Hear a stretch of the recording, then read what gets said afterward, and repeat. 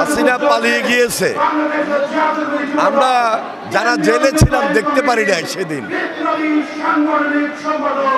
কিন্তু এই দেশের মানুষ 5 তারিখ থেকে ধারাবাহিকভাবে বিজয় উৎসব পালন করেছে। এত ত্যাগ, এত কষ্ট, এত অত্যাচার, এত নির্যাতনের পরও মানুষ একটা আশা নিয়ে এই যে অন্তর্বর্তীকালীন সরকার, দেশবাসী আমরা সেই দিকে তাকিয়ে আছি। গতকালকেও প্রধান উপদেষ্টার বক্তব্যে আমরা আশাবাদ ব্যক্ত করছি, দেশে একটা স্বাভাবিক নির্বাচন হবে, স্বাভাবিক রাজনৈতিক পরিবেশের মধ্য দিয়ে নিরপেক্ষ সেই নির্বাচনে আমরা খুব বেশি প্রত্যাশা করতে পারি। একটা অভিজ্ঞতা সম্পন্ন দল বাংলাদেশ জাতীয়তাবাদী দল আগামী দিনে এই দেশের নেতৃত্ব দিবে, এই সরকারের নেতৃত্ব দিবে।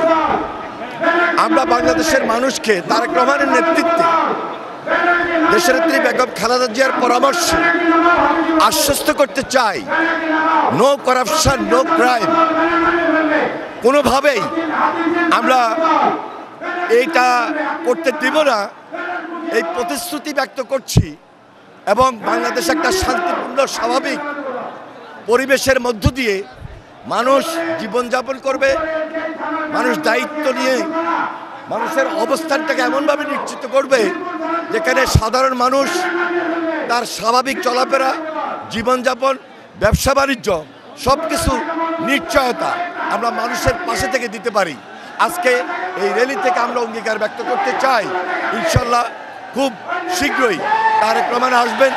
যতগুলো কমিটমেন্ট করেছেন, বিশেষ করে শহীদদের প্রতি, যারা গুম হয়েছে, খুন হয়েছে, সেই পরিবারের পাশে আমরা আছি এবং থাকবো। বান্ডেল থাকলে প্রতি সেনমানিতে টাকা বাঁচবে। বিকাশ সেনমানি বান্ডেল কিনে জিতুন প্রতি লেনদেনে।